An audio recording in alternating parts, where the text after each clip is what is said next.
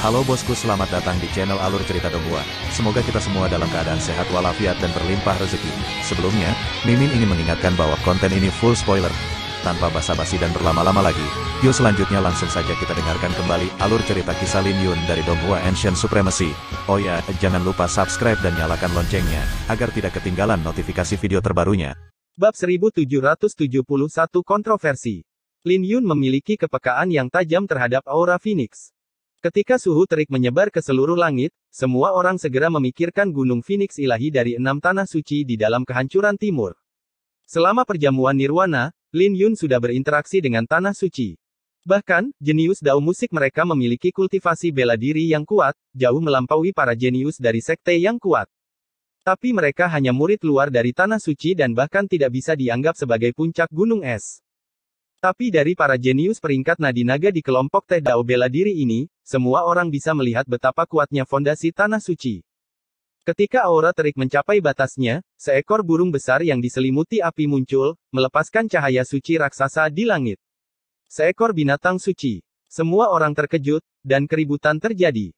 Ini adalah burung luan alam suci, yang memiliki garis keturunan burung Phoenix. Itu benar-benar berada di alam suci, itulah alasan mengapa semua orang terkejut. Lin Yun juga terkejut dengan tontonan dari Gunung Phoenix ilahi ini. Ini hanyalah kelompok teh martial dao, namun mereka benar-benar tiba dengan mengendarai binatang suci. Burung luan juga bisa disebut luan Phoenix, kerabat darah Phoenix yang memiliki garis keturunan tipis dari Phoenix. Pada zaman kuno, banyak dinasti fana menggunakan burung luan sebagai totem mereka. Beberapa bahkan salah mengira mereka sebagai burung Phoenix. Kemudian lagi, hanya Gunung Phoenix ilahi yang mampu menaklukkan binatang suci ini. Mereka memiliki garis keturunan bangsawan. Jadi, Anda tidak hanya membutuhkan kekuatan jika ingin menaklukkan mereka, tetapi Anda juga harus memiliki garis keturunan bangsawan dan kekayaan yang besar. Saat burung luan berteriak, dia membuka lebar sayapnya yang lebih dari 100 kaki dan turun ke lapangan darah petir. Ketika burung luan menerobos awan, awan petir di langit langsung menutup, dan burung luan tidak bisa membubarkan awan petir tidak peduli seberapa kuat aura sucinya. Pulau Guntur sangat luar biasa, dengan langit yang selalu tertutup awan petir.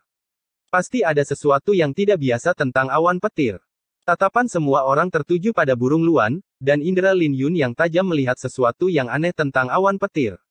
Itu benar-benar Jiling Feng. Itu Jiling Feng, yang pertama di peringkat nadi naga. Sepertinya banyak orang yang datang dari Gunung Phoenix ilahi. Kudengar 9 pulsa naganya telah mencapai panjang 3000 kaki, dan dia sudah bisa memasuki alam dekrit samsara. Dia hanya menunggu kesempatan. Yang mana dari mereka yang berada di 10 besar yang tidak? Jika pulsa nagamu tidak sampai 3000 kaki, kamu bahkan tidak akan memenuhi syarat untuk berbicara dengan mereka. Lagi pula, para jenius ini semuanya menyendiri.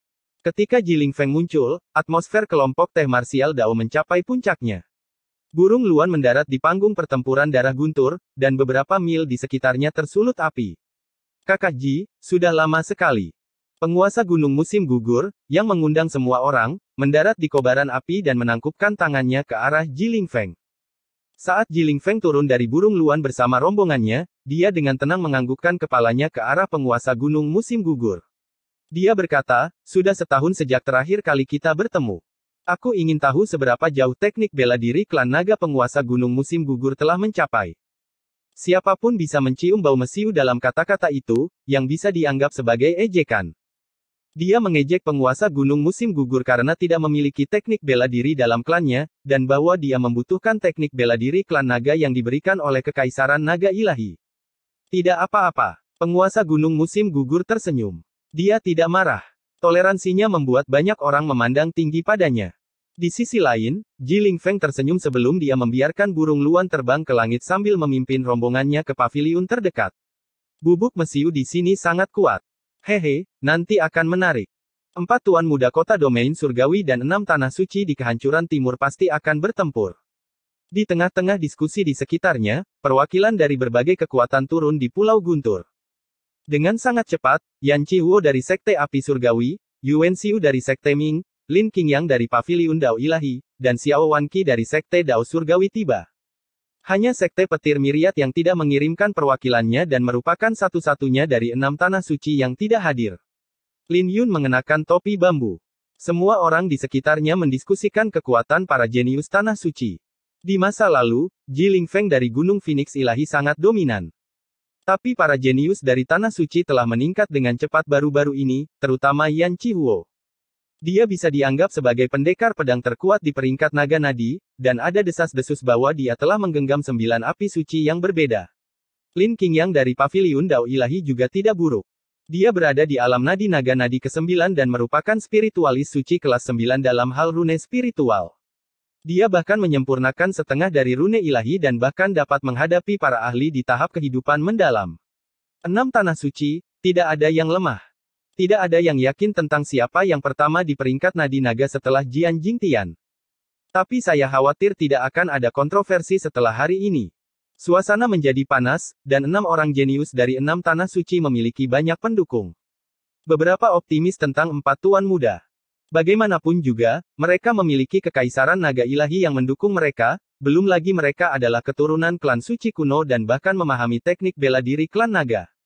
Inilah mengapa mereka percaya diri untuk menghadapi para jenius dari Tanah Suci. Saat beberapa kilatan petir merobek langit, 6 sosok muncul di atas Thunderblood Square. Mereka semua menginjak petir, dan petir itu seperti pedang yang dengan cepat membawa mereka. Pemimpinnya tampak berusia 20-an. Dia adalah Yi Feng. Dia adalah yang termuda dari 10 besar di peringkat nadi naga dan baru berusia 21 tahun ini. Ketenarannya meningkat dengan cepat dan dengan cepat mendekati orang-orang seperti Yan Chihuo, Ji Lingfeng, dan yang lainnya. Dengan kedatangan Yi Feng, semua orang penting dari kelompok teh marsial Dao ini hadir. Di setiap paviliun, para pelayan mulai menyajikan buah-buahan spiritual dan anggur berkualitas untuk tamu mereka. Saat para tamu minum dan makan, mereka tahu bahwa kelompok teh marsial Dao akan segera dimulai. 4 tuan muda dari kota domain surgawi muncul sebagai tuan rumah. Penguasa gunung musim gugur berkata, kelompok teh marsial Dao telah diadakan setiap 2 tahun sekali, dan saya merasa terhormat menjadi tuan rumah untuk tahun ini. Saya bersyukur bahwa begitu banyak orang di sini. Mari kita langsung saja ke intinya. Saya harap semua orang dapat membuka diri dan menyaksikan pertarungan sambil menikmati makanan. Saya yakin semua orang akan mendapatkan hasil panen di sini. Penguasa gunung musim gugur berhenti sejenak sebelum dia melanjutkan, seperti yang kita semua tahu, setelah Jian Jingtian membuat terobosan ke alam Dektrit Samsara, ada kontroversi tentang siapa yang pertama kali berada di peringkat denyut nadi naga. Apakah ada kontroversi? Ejekan dari Ji Lingfeng dari Gunung Phoenix Ilahi menyela penguasa gunung musim gugur. Dia acuh tak acuh dan dengan dingin melanjutkan, nama saya telah berada di peringkat nadi naga selama setahun.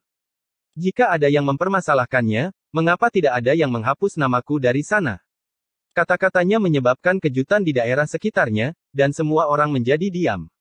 Tidak ada seorang pun di Thunderblood Square yang berani mengucapkan sepatah kata pun. Mereka semua tahu bahwa Ji Lingfeng memiliki temperamen yang panas, tetapi mereka tidak mengira dia begitu sombong. Tapi sekali lagi, itu bisa dimengerti. Ji Lingfeng mungkin menjadi yang pertama di peringkat nadi naga, tetapi banyak orang yang tidak yakin dengan hasilnya. Mereka merasa tidak mungkin untuk menyimpulkan kecuali mereka yang berada di 10 besar tidak bertarung secara nyata. Tapi dari sudut pandang Ji Lingfeng, dia secara alami tidak senang dengan kelompok teh Dao bela diri ini karena namanya berada di peringkat pertama selama setahun. Karena seseorang mengatakan ada kontroversi, bukankah itu sama saja dengan menamparkan wajah Ji Lingfeng? Penguasa gunung musim gugur sepertinya sudah menduga hal ini, dan tersenyum, peringkat nadi naga hanya bisa digunakan sebagai referensi jika kita tidak bertarung secara nyata. Sudah 1 dekade sejak 10 besar di peringkat nadi naga terakhir berubah, dan sekarang saatnya untuk berubah sekarang. Saat cahaya dingin melintas di pupil Ji Lingfeng, dia dengan dingin berkata, nama Jian Jingtian bertahan di peringkat nadi naga selama lebih dari 10 tahun, namun tidak ada yang mengatakan apa-apa tentang itu. Jadi kalian memberiku omong kosong sekarang saat aku menjadi yang pertama. Pencurian tidak pernah baik, coba lihat. Jian Jingtian tinggal di Sekte Pedang Fuyun selama 2 dekade. Jika saudara Ji mengalahkannya dan menjadi yang pertama di peringkat nadi naga, saya tentu saja tidak akan mengatakan apa-apa tentang itu. Tapi sayang sekali kamu tidak menjadi yang pertama dengan mengalahkannya. Penguasa tepi angin tersenyum. Penguasa ujung angin benar. Gunung Phoenix Dewa memang terkenal, tapi kamu masih jauh dibandingkan dengan Jian Jingtian. Inilah sebabnya mengapa ada kontroversi tentang posisi Anda di peringkat nadi naga. Jika Anda tidak senang dengan hal itu, kita akan tahu nanti setelah kita bertarung. Jadi mengapa repot-repot membuang-buang waktu semua orang dengan berbicara? Yan Chihuo dari Sekte Api Surgawi angkat bicara. Dia tidak yakin dengan posisi Ji Lingfeng di peringkat nadi naga sejak awal. Jadi dia secara alami berbicara menentang Ji Lingfeng ketika dia melihat yang terakhir membandingkan dirinya dengan Jian Jingtian. Kemarahan muncul di wajah Ji Lingfeng, tetapi dia akhirnya menekannya dan tersenyum, kita lihat saja nanti. Tanpa ada yang menyela, penguasa gunung musim gugur melanjutkan, ada dua cara untuk mendapatkan peringkat di peringkat denyut nadi naga. Salah satunya adalah menantang ilusi peringkat nadi naga, dan yang lainnya adalah melawan orang itu secara langsung. Ambil contoh pemakaman bunga, misalnya. Dia berada di urutan pertama di peringkat inti Empyrean dan Elysium dan mendapatkannya melalui metode kedua. Jadi saya tidak perlu menjelaskan metode mana yang lebih meyakinkan semua orang. Semua orang mengangguk. Tidak ada keraguan bahwa pilihan kedua lebih meyakinkan semua orang. Ini dianggap sebagai tanggapan terhadap Ji Lingfeng, dan penguasa gunung musim gugur melanjutkan, tahun ini, kami berempat mengundang peringkat nadi naga dengan nama bersama kami. Wajah semua orang berubah ketika mendengar itu. Bahkan Ji Lingfeng, Yan Chihuo, dan yang lainnya terkejut. Peringkat denyut nadi naga adalah artefak suci berdaulat yang didirikan oleh Kekaisaran Naga Ilahi, tetapi mereka belum pernah mendengar ada orang yang bisa memindahkan peringkat denyut nadi naga. Apakah mereka serius? Bukankah itu berarti peringkat akan ditentukan saat itu juga? Ketika semua orang merasa tidak yakin, awan petir di langit terkoyak, dan monumen kuno sepanjang 1000 kaki turun dari langit. Monumen kuno ini diselimuti oleh aura naga yang sangat besar. Ketika mendarat di panggung pertempuran badai petir, nama-nama yang terukir di atasnya langsung menarik perhatian semua orang. Ini benar-benar peringkat pulsa naga. Astaga! Untuk empat tuan muda begitu percaya diri, apakah itu berarti peringkat pertama di peringkat nada naga akan berubah? Saya khawatir peringkat kali ini akan memiliki kesimpulan. Empat tuan muda pasti memiliki kartu truf mereka, dan Kekaisaran Naga Ilahi ingin menggunakannya untuk membangun prestise mereka di kehancuran timur. Itu akan melemahkan pengaruh 6 tanah suci dengan cara ini. Sebuah diskusi bergema dari sekeliling, dan semua orang bisa merasakan bahwa kelompok teh marsial Dao ini tidak akan sederhana. Ketika para jenius dari 6 tanah suci melihat peringkat nadi naga, wajah mereka menjadi muram. Menghubungkannya dengan rumor bahwa rekor naga biru akan segera muncul, semua orang bisa merasakan krisis untuk pertama kalinya di kelompok teh marsial Dao. Setelah melihat peringkat nadi naga, bahkan Ji Lingfeng menahan kesombongannya. Mereka ingin bermain. Ji Lingfeng dalam hati mencibir. Apakah orang-orang ini mengira seseorang bisa menjadi yang pertama di peringkat nadi naga karena keberuntungan? Karena itu masalahnya, kita akan bersenang-senang nanti. Dia memiliki gelombang kemarahan yang ditekan di dalam hatinya, secara alami membuat ekspresinya acuh tak acuh. Suasana di sekitarnya tiba-tiba berubah. 6 jenius tanah suci mengenakan ekspresi serius, tapi jenius pasukan lain menjadi bersemangat. Lagi pula, siapa yang tidak ingin memiliki peringkat yang lebih tinggi di peringkat nadi naga? Kakak Lin, menurutmu siapa yang akan menjadi yang pertama? Yue Weiwei tersenyum, menatap Lin Yun. Lin Yun mengenakan topi bambu, tapi tatapannya masih tertuju pada kelompok Sekte Pedang. Bahkan ketika peringkat nadi naga turun, dia hanya melihatnya sebelum kembali ke kelompok Sekte Pedang. Setiap orang memiliki kesempatan, dan penguasa gunung musim gugur benar. Tidak ada banyak perbedaan dalam kekuatan mereka di permukaan. Mereka masing-masing memiliki kartu truf mereka sehingga mereka harus bertarung secara langsung, atau hasilnya tidak akan meyakinkan siapapun.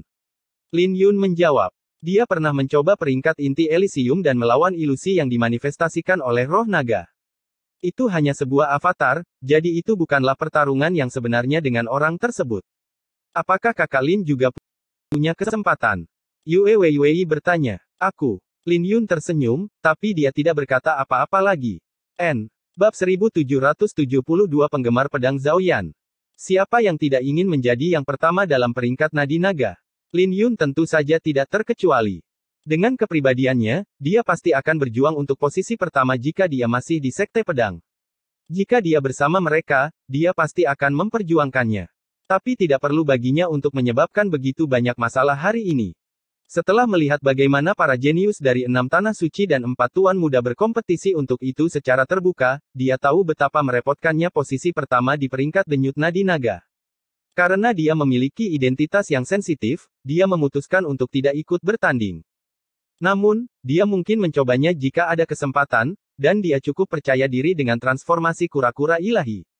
Tapi identitasnya harus dirahasiakan. Belum lagi pulsa naga sepanjang 9.000 kaki sedikit terlalu mengejutkan.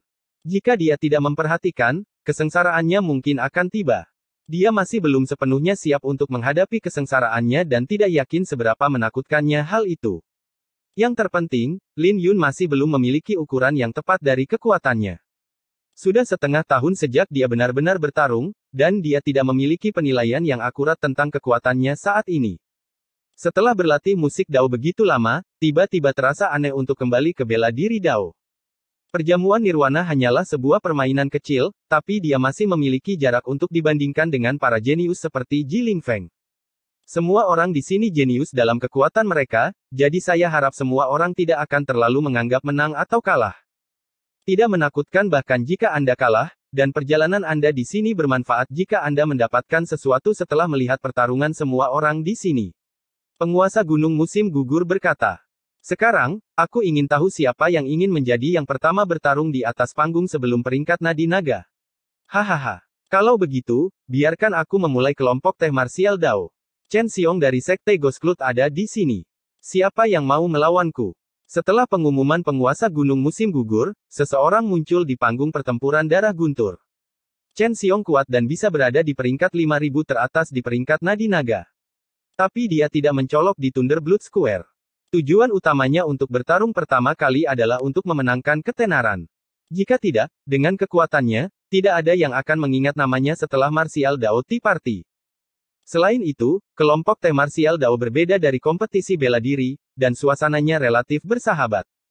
Dia adalah seorang jenius di peringkat Nadi Naga, dan mereka yang memiliki peringkat lebih tinggi darinya akan merasa jijik saat melawannya. Jadi mereka yang akan melawannya adalah mereka yang memiliki peringkat yang sama atau mereka yang memiliki peringkat lebih rendah darinya.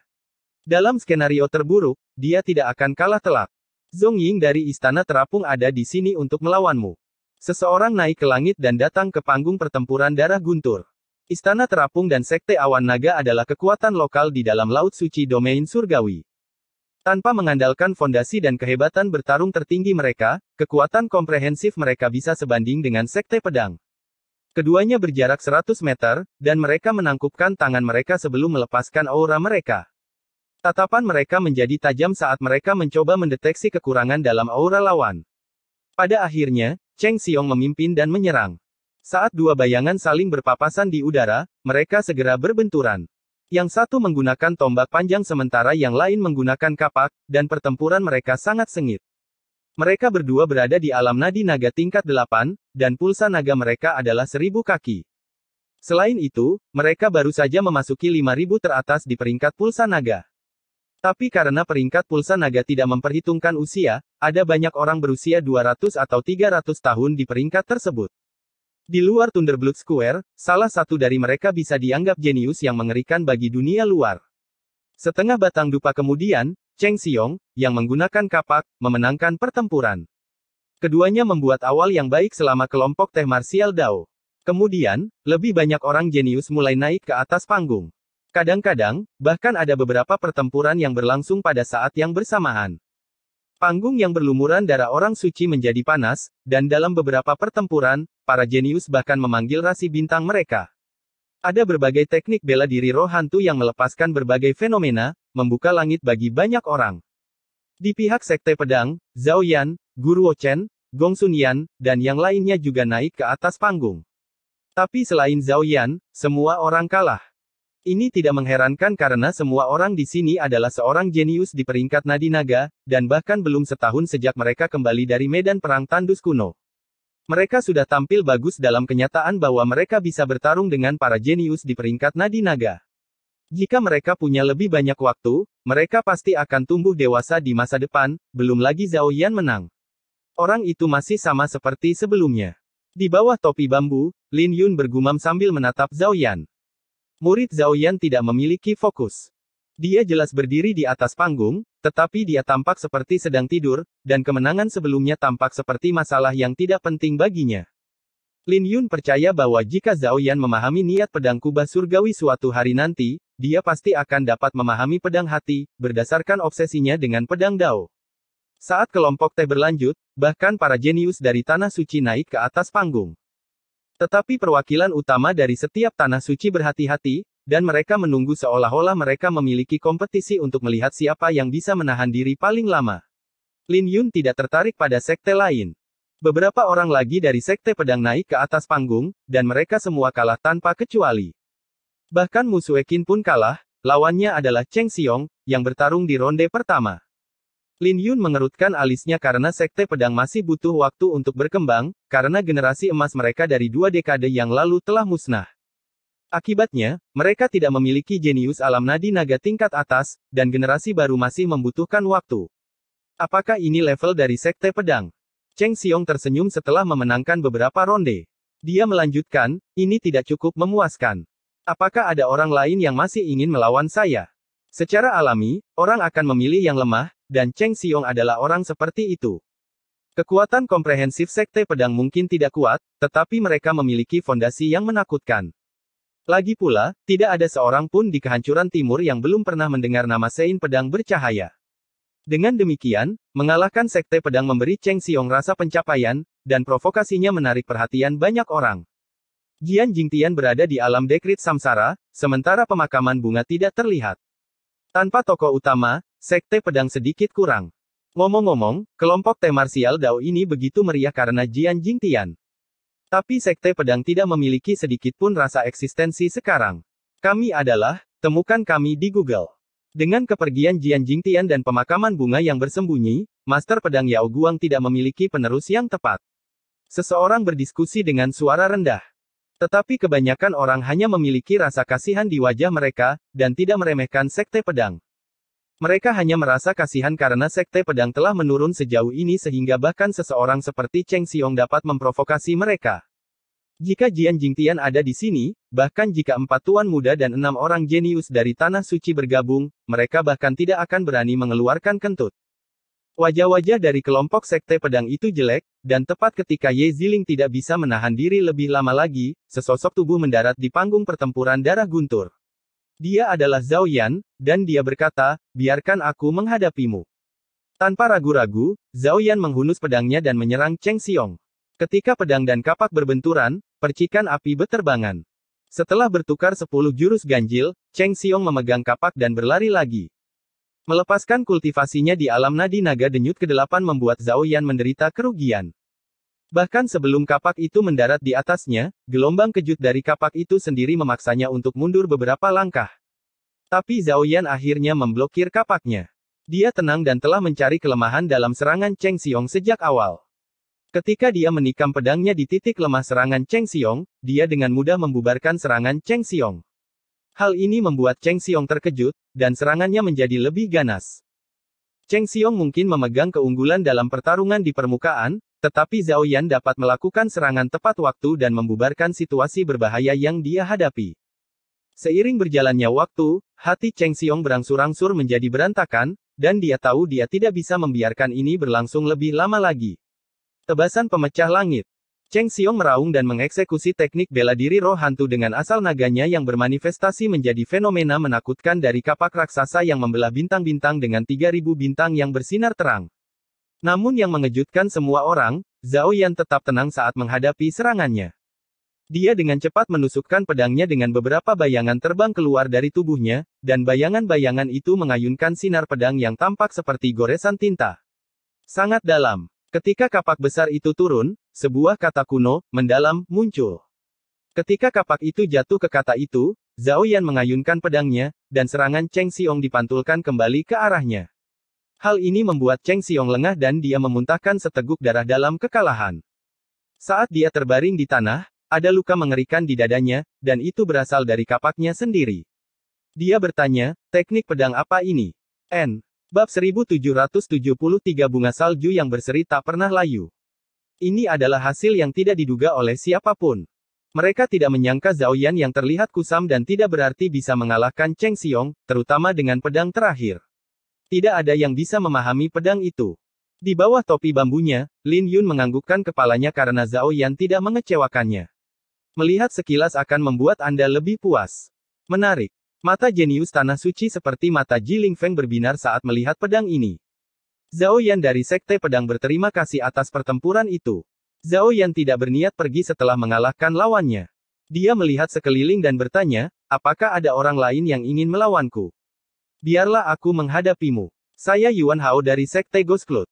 Orang ini tampak berusia 30-an dan memiliki sosok yang kuat. Dia adalah murid senior Cheng Xiong. Ayo. Zhao Yan tidak membuang waktu dan hanya menyapa dengan pedangnya. Saat Yuan Hao melayang ke langit, hantu raksasa muncul di belakangnya dengan tangan turun ke Zhao Yan. Telapak tangan hantu raksasa itu juga turun ke Zhao Yan, dan bayangan besar menyelimuti langit, menyebabkan panggung pertempuran darah guntur bergetar. Bentuk pedang surga. Zhao Yan mengayunkan pedangnya, dan pupil matanya yang tumpul berubah menjadi tatapan tajam. Dia melepaskan 36 sinar pedang, merobek telapak tangan besar itu menjadi beberapa bagian sebelum membentuk kata, surga, yang menurun.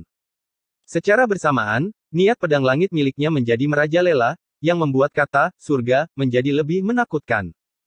Hal ini membuat Yuan Hao mengunci alisnya dengan ringan sebelum dia memberikan tendangan, dan hantu besar di belakangnya mendarat di kata, surga. Semua orang bisa mendengar suara surga yang hancur. Bentuk pedang bumi. Sebelum Yuan Hao bisa mengatur nafasnya, Zhao Yan berlari dengan pedangnya, melepaskan beberapa sinar pedang dari langit. Setelah mengeksekusi bentuk pedang bumi, gravitasi di sekitarnya berlipat ganda, secara signifikan memperlambat teknik gerakan aneh Yuan Hao. Itu terutama terjadi pada hantu besar yang tampak seperti berada di rawa. Langit dan bumi. 10 gerakan aneh kemudian, Zhao Yan berbalik saat kata, langit, dan bumi, saling tumpang tindih. Ruang di sekitarnya mulai terdistorsi, dan pedangnya menembus udara. Di bawah pemberdayaan berbagai fenomena, hantu besar itu mulai runtuh.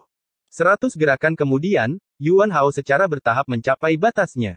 Kultivasinya mungkin lebih tinggi dari Cheng Xiong, dan dia seharusnya dengan mudah menekan Zhao Yan, yang berada di alam nadi naga ketujuh, tetapi seiring berjalannya waktu, Yuan Hao secara bertahap jatuh ke posisi yang tidak menguntungkan. Pedang 9 pedang tanpa beban. Itu adalah teknik pedang yang digunakan oleh pemakaman bunga. Siapa orang ini? Dia bukan siapa-siapa yang tahu sebagian dari teknik pedang pemakaman bunga, tapi dia sudah bisa memaksa Yuan Hao ke dalam kondisi yang menyedihkan. Jika pemakaman bunga yang menggunakannya, seberapa kuatkah itu? Orang ini tidak sederhana, dan pedang 9 pedang riang miliknya tampak lebih agung. Dia berbeda dari pemakaman bunga. Tak lama kemudian, semua orang terkejut ketika mereka mengenali teknik pedang yang dilakukan oleh Zhao Yan. Ada banyak informasi tentang Lin Yun setelah pertempuran di luar medan perang tandus kuno itu, dan banyak hal tentang dia yang dimitoskan. Teknik pedang yang digunakan olehnya secara alami tersebar juga. Lin Yun dikenal sebagai seorang jenius yang tak tertandingi dalam pedang selama milenium terakhir, dan banyak pendekar pedang yang meneliti pedang daunnya. Jadi semua orang mengenal pedang 9 pedang tanpa beban yang dia gunakan dalam beberapa kesempatan.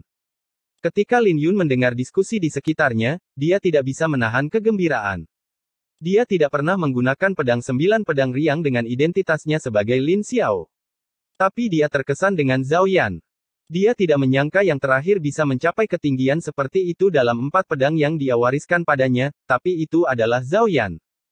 Jika itu adalah orang lain, secara praktis tidak mungkin bagi mereka untuk menggenggam keempat pedang itu tanpa bimbingan dari Master Pedang Yao Guang.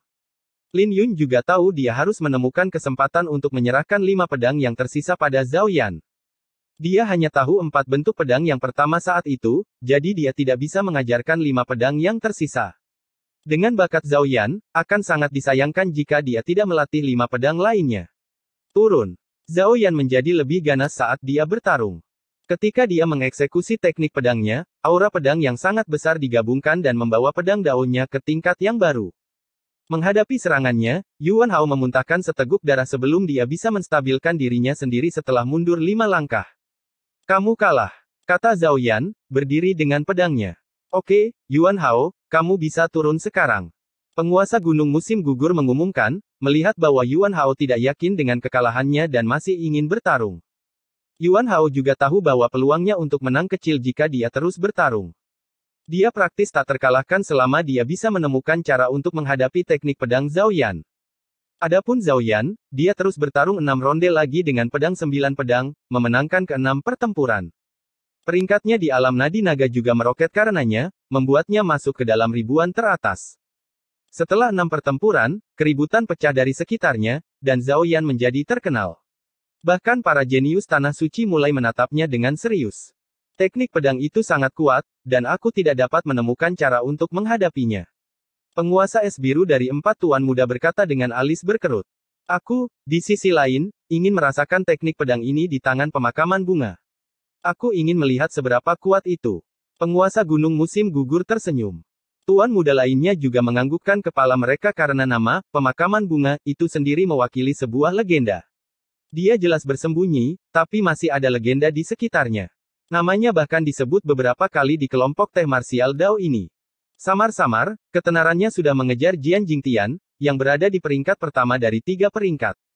Tapi semua orang merasa beruntung karena Lin Yun memilih jalan kematian dan tidak akan menampakkan diri setidaknya selama 1 dekade. Bahkan ada rumor bahwa dia sudah meninggal. Kau bukan satu-satunya dari sekte pedang, kan? Itu terlalu membosankan jika itu yang terjadi. Biarkan aku menghadapimu. Seseorang berdiri.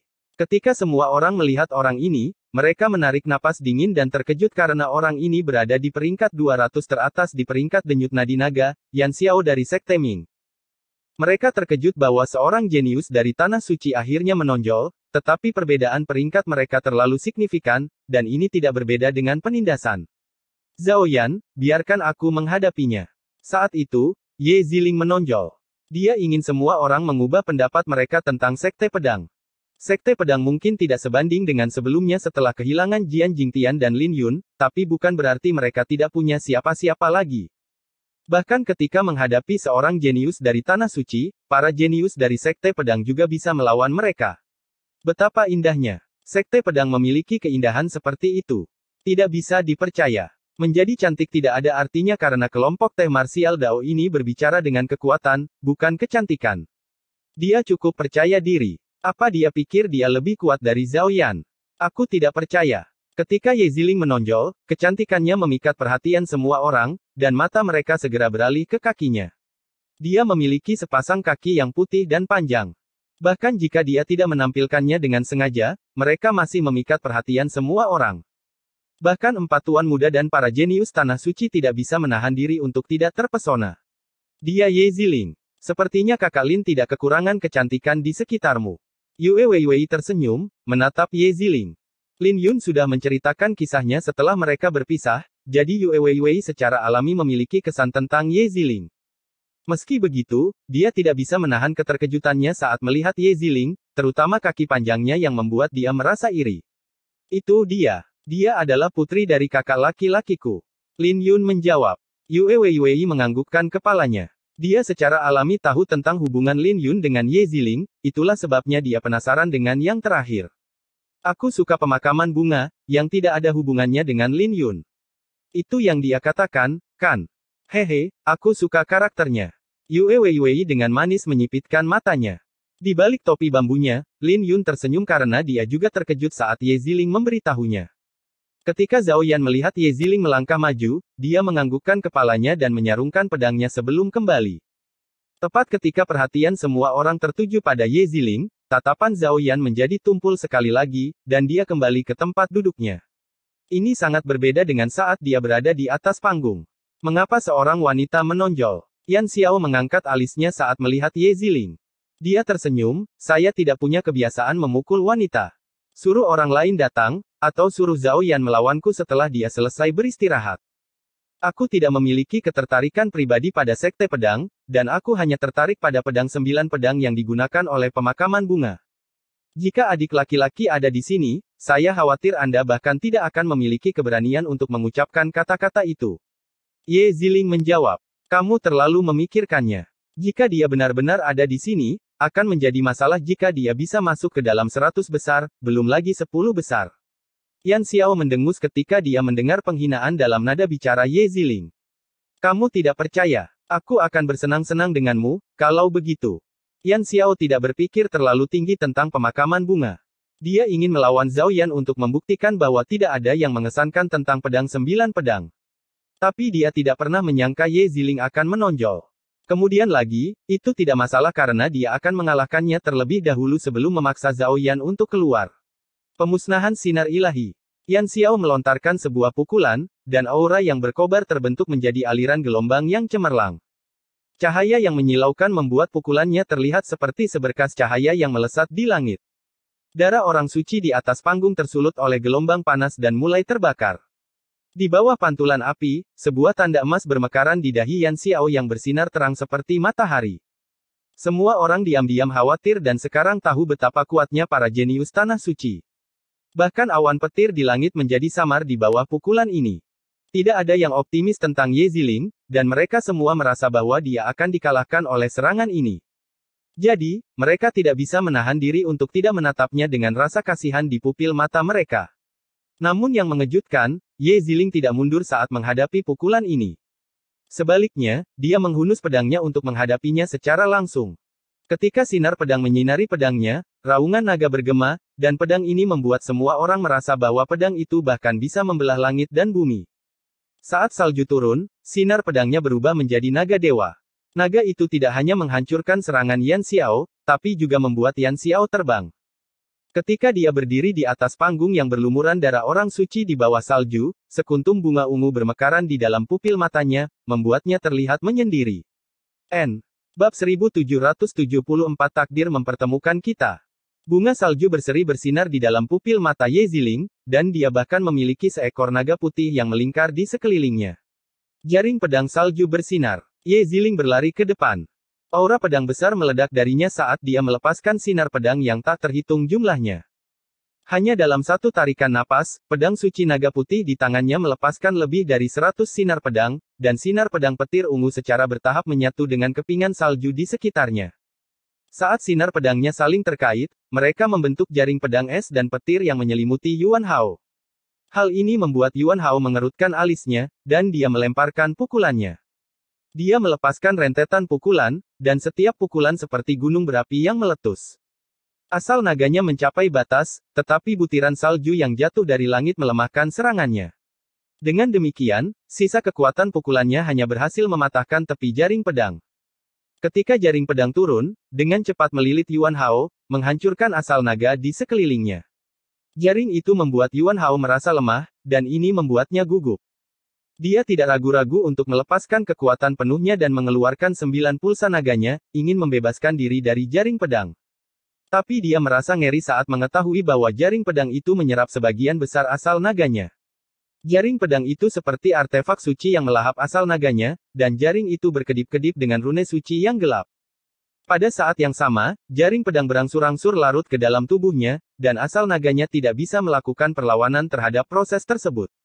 Ini benar-benar membuat Yuan Hao panik, khawatir dia akan dikalahkan.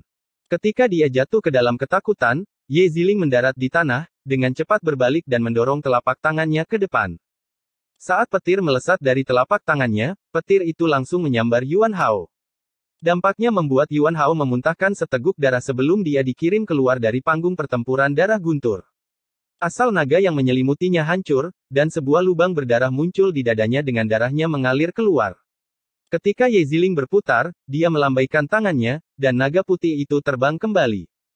Ketika naga putih itu kembali ke tangannya, semua orang menyadari bahwa itu adalah pedang suci naga putih yang dihadiahkan kepadanya oleh Lin Yun. Astaga! Teknik pedang apa itu? Semua orang terkejut. Mereka terkejut dengan seberapa cepat pertempuran berakhir dan kecepatan pedang terakhir. Setelah mengalahkan Yuan Hao, Ye Ziling menghadapi dua orang jenius lagi dari Tanah Suci. Mereka tidak lebih lemah dari Yuan Hao. Salah satunya bahkan menduduki peringkat 230 di peringkat Nadi Naga. Tapi Ye Ziling akhirnya bertahan, memenangkan ketiga pertempuran tersebut. Setelah kemenangannya, nama Sekte Pedang meningkat dengan cepat, dan segera menjadi eksistensi yang tidak dapat diabaikan oleh siapapun. Lumayan. Generasi Sekte Pedang saat ini telah tumbuh. Ye Ziling, biarkan aku menghadapimu. Sesosok tubuh membumbung tinggi ke langit, seorang murid dari Sekte Ming. Dia berada di peringkat 97 di peringkat Nadi Naga, Sikong Yuan. Ketika Sikong Yuan mendarat di atas panggung, dia melepaskan auranya dan menyerang tanpa menahan diri. Dengan lambaian tangannya, dia memanggil tombak panjang dan menusukkannya ke depan. Tombak panjangnya seperti naga yang menembus ruang di depannya, menghancurkan kepingan salju dan aura pedang yang menghalangi jalannya sebelum mencapai Ye Ziling. Pertempuran baru saja dimulai, dan Ye Ziling sudah menghadapi situasi berbahaya. Tapi dia tetap tenang saat dia mundur sebelum mengayunkan pedangnya. Dengan mundur dan maju secara bersamaan, raungan naga bergema di sepanjang sinar pedang Ye Ziling, dengan mudah melarutkan serangan Si Kong Yuan. Lumayan. Si Kong Yuan menyeringai, sebelum dia menjadi serius. Lakukan serangan untukku juga. Setelah membubarkan serangan Si Kong Yuan, Ye Ziling menjentikkan pergelangan tangannya dan melepaskan 6 sinar pedang. Keenam sinar pedang itu berubah menjadi 6 naga putih yang terbang. Setiap pedangnya akan menyebabkan ruang membeku. Kecepatan keenam naga itu mencapai batasnya, mendorong niat petir es sampai ke batasnya. Niat petir mewakili kecepatan, dan niat es bisa membekukan segalanya, termasuk suara. Seperti yang diharapkan dari Putri Jian Jingtian. Sepertinya aku tidak bisa meremehkanmu. Si Kong Yuan tersenyum, mundur beberapa langkah. Dia beruntung bisa bereaksi begitu cepat karena dia akan memiliki 6 lubang di tubuhnya jika reaksinya sedikit lebih lambat. Pedang tanpa suara dan tanpa bayangan. Lin Yun terkejut karena sepertinya Ye Ziling menerima banyak manfaat dari asal orang suci. Dia sekarang bisa menunjukkan karakteristik niat petir esnya hingga batasnya. Di panggung pertempuran badai petir, mereka berdua seimbang. Bahkan Si Kong Yuan, yang berada di peringkat 97, tidak bisa mendapatkan keunggulan melawan Ye Ziling dan bahkan menunjukkan tren jatuh ke dalam situasi yang tidak menguntungkan. Siapa Ye Ziling ini? Dia sepertinya bahkan lebih kuat dari Zhao Yan. Dia mungkin bisa masuk ke peringkat 100 besar dengan kekuatannya. Sungguh luar biasa. Dia sepertinya adalah Putri Jian Jingtian. Diskusi di sekitarnya sedang berlangsung, dan semua orang kagum dengan kekuatan Ye Ziling. Tapi Ye Ziling benar-benar tenggelam dalam pertarungan dan tidak bisa memperhatikan diskusi di sekitarnya. Dia dengan tenang menganalisis bagaimana menyelesaikan pertempuran ini dengan cepat. Si Kong Yuan lebih kuat darinya, dan peluangnya untuk menang kecil jika pertarungan berlanjut. Si Kong Yuan juga bisa mengetahui hal itu, itulah sebabnya dia mempertahankan jalan buntu meskipun berada dalam posisi yang tidak menguntungkan. Saat tekad melintas di pupil matanya, Ye Ziling tahu sudah waktunya baginya untuk melakukan sesuatu tentang pertarungan ini, atau dia akan kalah jika pertarungan berlarut-larut. Pedang Skylocking Naga Ilahi. Saat butiran salju turun, lengan panjangnya seperti awan saat dia membumbung tinggi ke langit. Dia seperti awan petir ungu yang gesit yang melayang ke arah Si Kong Yuan, dengan semua kekuatannya tersembunyi di awan. Tanpa bayangan, tanpa bentuk, tanpa suara, dan anata. Melihat sekilas akan membuat Anda lebih puas. Ini adalah jurus pedang anata baru yang dikuasai Ye Ziling. Ini adalah jurus pamungkas yang dia, sendiri, ciptakan untuk pedang es beku daunnya, menggabungkan pemahamannya tentang asal-usul orang suci. Kedalaman yang terkandung di dalam pedang ini jauh melampaui teknik bela diri roh hantu manapun dengan tingkat yang sama. Si Kong Yuan mengerutkan alisnya, merasakan sedikit tekanan. Memegang tombak dengan kedua tangan, dia mulai dengan cepat memutarnya, dengan layar cahaya muncul di depannya. Tirai cahaya memiliki matahari dan bulan yang berputar yang menahan ledakan aura pedang Ye Ziling yang tiba-tiba. Hancurkan.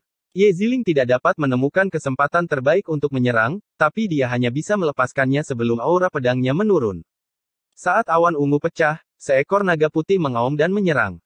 Ketika naga putih itu muncul, aura pedang yang luar biasa jatuh ke Si Kong Yuan seperti belenggu. Menanggapi serangannya, Si Kong Yuan mengaum, dan auranya mulai naik. Menghancurkan aura pedang yang masuk, dia memutar tombak beberapa ratus putaran sebelum menusuk. Ye Ziling memuntahkan seteguk darah dan terbang mundur ketika serangan mereka berbenturan. Tapi Si Kong Yuan juga tidak dalam kondisi yang baik karena dia mengeluarkan darah dari telapak tangannya. Ini membuat bibirnya bergerak-gerak dan dia meringis kesakitan. Semua orang di kelompok marsial Daoti terkejut, dan mereka tahu betapa menakutkannya pedang dari Ye Ziling ini. Jika Zhao Yan mengandalkan bakatnya dan teknik pedang yang ditinggalkan oleh pemakaman bunga untuk bersinar di kelompok teh, Ye Ziling menemukan jalannya sendiri. Tetapi siapapun yang memiliki mata yang tajam dapat mengetahui bahwa pedang ini masih agak kurang. Dia kurang dalam kultivasinya. Jika kultivasi Ye Ziling sama dengan Si Kong Yuan, yang terakhir akan kalah. Rasa sakit yang dirasakan Si Kong Yuan membuatnya sangat marah, dan dia menerkam. Dia adalah orang yang relatif kecil, dan dia tidak ingin membiarkan lawannya kalah begitu saja. Ketika Ye Ziling mendarat di tanah, dia melihat sebuah telapak tangan mendekatinya. Telapak tangan ini sangat cepat, dan dia bahkan tidak punya waktu untuk mengaku kalah. Ketika dia bersiap untuk menerima telapak tangan ini secara langsung, sesosok tubuh tiba-tiba turun dengan telapak tangan yang bertumpu di bahunya. Tubuhnya ditarik ke belakang, dan orang itu melangkah maju, mengambil telapak tangan itu secara langsung. Ketika kedua telapak tangan bertabrakan, orang yang muncul tidak mundur selangkah pun, tapi Si Kong Yuan terlempar jauh. Ketika Si Kong Yuan mendarat di tanah, ekspresi wajahnya sangat gelap. Perubahan mendadak ini mengejutkan banyak orang, dan mereka masih belum pulih. Ketika mereka mengangkat kepala mereka melihat seseorang yang mengenakan topi bambu berdiri di depan Ye Ziling. Siapa kamu? Dan mengapa Anda ikut campur dalam pertarungan saya dengannya?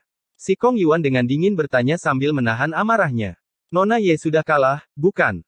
Sebuah suara keluar dari topi bambu. Ketika Ye Ziling sadar, dia mengangguk dan menangkupkan kedua tangannya, aku mengaku kalah. Jika ada kesempatan di masa depan, saya akan mencari bimbingan dari saudara Si Kong lagi.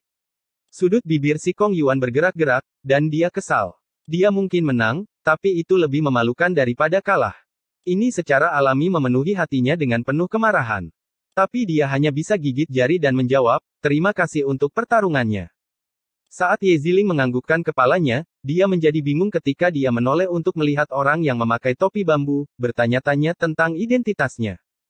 Tapi karena orang ini memakai topi bambu, ini berarti dia tidak ingin mengungkapkan identitasnya, dan dia secara alami tidak akan menanyakannya.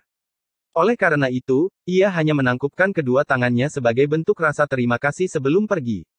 Orang yang memakai topi bambu tentu saja adalah Lin Yun. Dia telah memperhatikan semua orang dari Sekte Pedang. Dia akhirnya tidak bisa menahan diri ketika dia melihat Ye Ziling kalah dan akan dipermalukan lebih jauh. Tidak peduli apapun, dia tidak bisa membiarkan putri kakak laki-lakinya menderita kekalahan di sini. Tepat ketika Lin Yun hendak pergi, Si Kong Yuan menghentikannya. Dia berteriak, berhenti. Itu hanya pemanasan. Karena kau bisa menerima telapak tanganku secara langsung, aku yakin kau bukan siapa-siapa. Jadi bagaimana kalau kita selesaikan pertarungan ini? Matanya menyipit saat dia menatap Lin Yun. Dia tidak ingin membiarkan yang terakhir pergi begitu saja. Kemarahannya terpendam, dan akan terasa tidak nyaman jika dia melepaskan Lin Yun begitu saja. Haha, aku bukan siapa-siapa di peringkat Nadi Naga. Jadi kupikir yang terbaik adalah melupakanku. Lin Yun tersenyum di balik topi bambunya, tidak berniat untuk berkelahi. Takdirlah yang mempertemukan kita, dan aku yakin kau bukan siapa-siapa. Jadi kamu tidak perlu rendah hati. Si Kong Yuan tersenyum. Dia kemudian muncul di hadapan Lin Yun dengan sekejap. Lin Yun secara alami tidak akan mempercayai karakter Si Kong Yuan, dan mundur, takut yang terakhir akan membuat gerakan tiba-tiba. Jadi ketika Si Kong Yuan mendarat di tanah, Lin Yun sudah muncul 100 langkah jauhnya, dan kecepatannya mengejutkan semua orang. Bahkan mata para jenius mengerikan dari Tanah Suci tidak bisa menahan diri untuk tidak berbinar ketika mereka melihat kecepatan Lin Yun. Dengan lambaian tangannya, Si Kong Yuan memanggil tombaknya ke arahnya, dan dia membantingnya ke tanah, menyebabkan percikan api beterbangan. Menyipitkan matanya, Si Kong Yuan tersenyum menakutkan, ayo. Aku bahkan lebih penasaran dengan identitasmu sekarang. Dia bahkan melepaskan tekanan kultivasinya di alam nadi naga ke-9 untuk secara paksa menghentikan Lin Yun pergi. Ini membuat Lin Yun menghela nafas karena dia tahu dia tidak bisa pergi sekarang, bahkan jika dia menginginkannya. Dia tidak bisa menghindari ikut serta dalam kelompok teh martial Dao, bahkan jika dia tidak menginginkannya. Karena itu masalahnya, maka dia akan bertarung. Dia mengangkat tangannya dan melepaskan topi bambu, memperlihatkan wajah yang semua orang kenal. Semua orang di sekitarnya terdiam sejenak sebelum mereka berseru karena itu adalah yang pertama dari perjamuan Nirwana, Lin Xiao. Lin Xiao baru saja menjadi yang pertama dalam perjamuan Nirwana. Jadi siapa yang tidak tahu tentang namanya? Tapi apa yang dilakukan seorang musisi di kelompok teh martial Dao? Apakah dia datang ke tempat yang salah? Bab 1775 Lin Yun bergerak. Itu dia. Ketika Lin Yun melepas topi bambu, dua kata ini muncul di benak setiap orang. Bahkan para jenius dari Tanah Suci dan 4 tuan muda pun terkejut melihatnya. Seorang musisi berani naik ke atas panggung. Apa dia tidak takut mempermalukan dirinya sendiri? Penguasa tepi angin, yang memiliki dendam pada Lin Yun, berkata dengan dingin. Penguasa tepi angin, saya mohon untuk berbeda. Jiling Feng dari Gunung Phoenix Ilahi tersenyum. Mengangkat cangkir anggur di tangannya, dia melanjutkan, dia mengalahkan Li Yuxi di perjamuan Nirwana, dan saya yakin orang itu adalah murid dari Sekte Ming.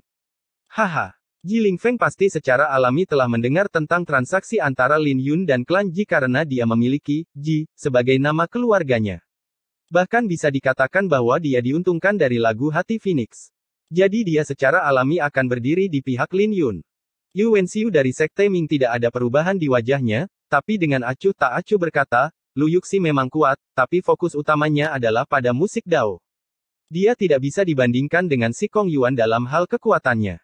Penguasa tepi angin tidak takut pada Jiling Feng, jadi dia dengan dingin berkata, jika saya ingat dengan benar, Lu Yuxi hanya berada di alam nadi naga ke-7 sementara Si Kong Yuan berada di alam nadi naga ke-9. Setiap pulsa naga Si Kong Yuan adalah 1000 kaki, jadi bagaimana anak nakal ini bisa dibandingkan dengannya? Jiling Feng juga tidak percaya pada Lin Yun, tapi dia tidak mau mengaku kalah. Dia tersenyum, kita lihat saja nanti. Di paviliun milik Sekte Pedang, Ye Ziling juga terkejut. Dia mengunci alisnya dan bergumam, kenapa dia? Kamu kenal dia? Mu Suekin bertanya dengan nada terkejut. Kakak perempuan, orang itu bersama Mei Zihua saat itu. Ye Ziling menjawab. Mu Suekin tersenyum sebelum dia dengan jijik berkata, dia mungkin menyukai Anda, ingin menjadi pahlawan yang menyelamatkan seorang wanita cantik. Semua orang tersentuh mendengar bahwa dia mengkonfirmasi hubungannya dengan peri mendalam di bawah pohon 3 nyawa dan bahkan menyentuh pohon itu. Saya tidak menyangka dia akan berubah pikiran secepat itu. Seperti yang diharapkan dari pria. Benarkah itu yang terjadi? Ye Ziling masih ragu ketika dia mendengar itu, jadi kesannya yang sedikit menguntungkan tentang Lin Xiao menghilang. Di panggung pertempuran badai petir, Si Kong Yuan terkejut saat melihat penampilan Lin Yun di bawah topi bambu. Tapi dia segera tersenyum, jadi itu adalah juara Nirvana Banquet. Kamu benar-benar bukan siapa-siapa. Benar juga bahwa namaku tidak ada di peringkat nadi naga. Lin Yun menjawab. Kau tidak perlu rendah hati. Karena kamu berani naik ke atas panggung, kamu tentu saja harus siap untuk menerima pukulan, jadi aku tidak akan bersikap lunak padamu. Si Kong Yuan tersenyum. Ketika dia selesai, dia mulai memutar tombaknya dengan 9 pulsa naga muncul di belakangnya, dan setiap pulsa naga memiliki panjang 1000 kaki. Dia tidak berniat menyembunyikan kekuatannya. Matahari dan bulan di belakangnya mulai berkedip-kedip ketika dia memutar tombaknya. Serangan ini aneh karena bahkan menyebabkan langit dan bumi bergemuruh. Saat aura Si Kong Yuan meningkat, tombak suci di tangannya berputar beberapa ribu kali dalam sekejap mata. Dengan angin kencang, langit menjadi gelap, dan Lin Yun bisa merasakan gelombang aura yang agung mengalir ke arahnya. Saat rambutnya berkibar tertiup angin, dia tanpa sadar menyipitkan matanya. Tebasan nirwana matahari bulan. Si Kong Yuan meraung, dan dia melemparkan tombaknya ke depan. Pemandangan aneh terjadi karena tombak itu langsung menghilang saat dilepaskan. Hal ini mengejutkan Lin Yun, tapi dia mundur dengan tangan terbentang sebelum Si Kong Yuan bergerak. Tombak itu muncul kembali dengan 2 rune suci saat riak menyebar dari kehampaan. Yang satu berwarna emas, yang lain berwarna perak, dan bayangan yang ditinggalkan Lin Yun tertusuk di dadanya oleh tombak itu. Ketika ujung tombak jatuh ke tanah, seluruh ujungnya telah menusuknya, menyebabkan darah orang suci yang berkobar memercik dari atas panggung. Hal ini membuat semua orang menarik napas dingin, dan mereka langsung menyadari bahwa Si Kong Yuan telah menahan diri sebelumnya ketika dia bertarung dengan Ye Ziling. Baru sekarang dia melepaskan kekuatan seseorang yang berada di peringkat 100 teratas di peringkat nadi naga. Ketika darah suci jatuh kembali ke panggung, itu menyala dengan api. Gelombang kejut yang menakutkan juga menyapu. Tidak mungkin Lin Yun bisa menghindarinya di udara. Dalam hati meraung, Lin Yun mendorong tangannya ke depan dan mengeksekusi kedalaman naga biru, memanipulasi badai petir. Angin yang ada di mana-mana di belakangnya terbentuk menjadi lautan sebelum terbentuk menjadi gelombang yang bergemuruh. Ketika kedua ombak bertabrakan, mereka menghasilkan ledakan besar, dan Lin Yun mengeluarkan erangan teredam. Hanya sisa energi di dalam gelombang kejut yang telah melukainya. Tapi 3 tarikan nafas kemudian, Lin Yun sudah benar-benar pulih dari lukanya, berkat fisik suci naga biru, saat dia mendarat di tanah. Rasanya tidak enak, bukan? Si Kong Yuan menyeringai, tidak menyadari bahwa Lin Yun telah pulih dari lukanya.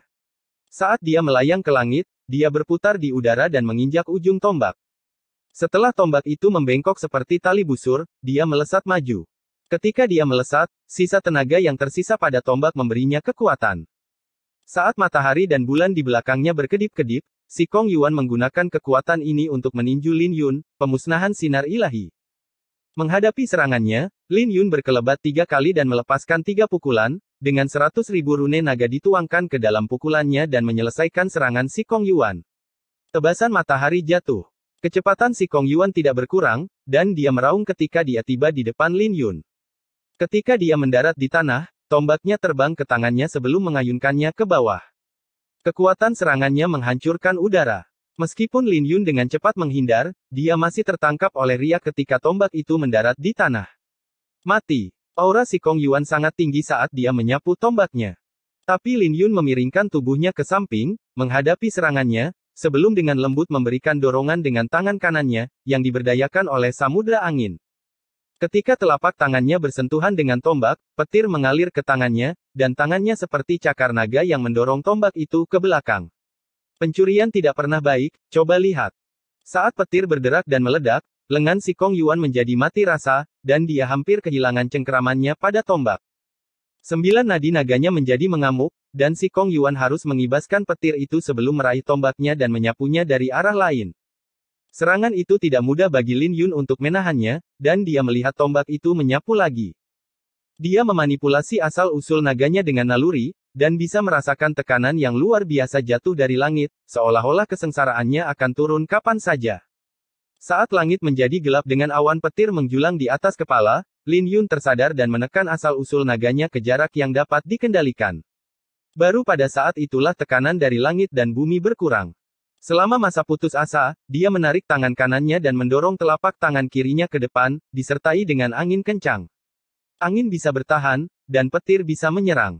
Jadi dia bisa menghadapi serangan Si Kong Yuan dengan mengandalkan fisik suci naga biru.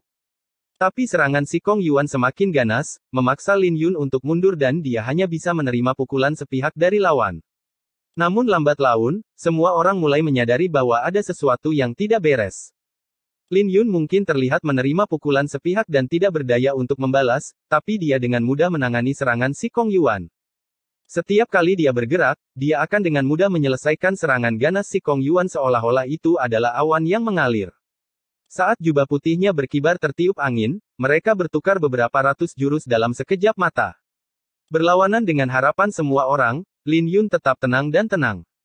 Serangan lain kemudian, tatapan Lin Yun menjadi tajam, dan dia menyadari bahwa tangan Si Kong Yuan gemetar saat memegang tombaknya. Ketika Lin Yun mengangkat kepalanya, dia bisa melihat keterkejutan di wajah Si Kong Yuan. Dia mengulurkan tangan dan meraih tombak itu, ingin merebutnya darinya.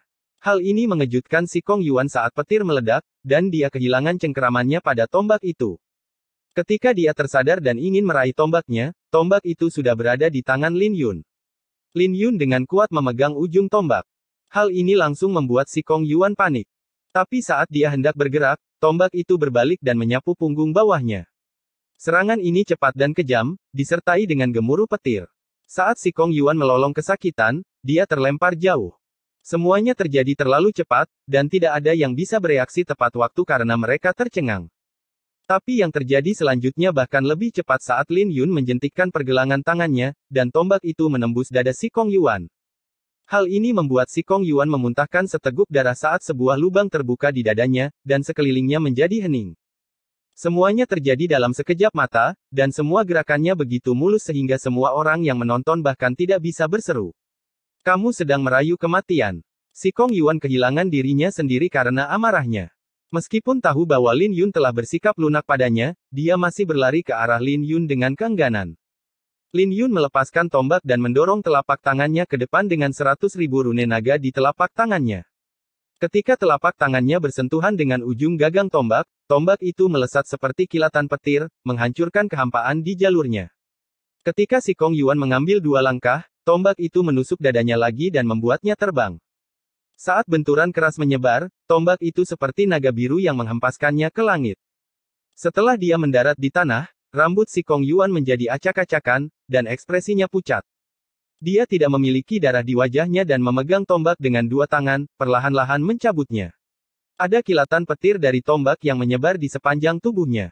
Ketika dia mencabut mata tombak itu, dia memuntahkan seteguk darah sebelum dia jatuh berlutut. Terima kasih telah mengizinkan saya menang. Lin Yun menangkupkan kedua tangannya. Wajah Si Kong Yuan memerah, dan dia merasa sangat malu sehingga dia tidak bisa mengatakan apapun. Dia awalnya tidak harus menderita penghinaan ini, tapi dia hanya harus memaksa Lin Yun untuk tinggal.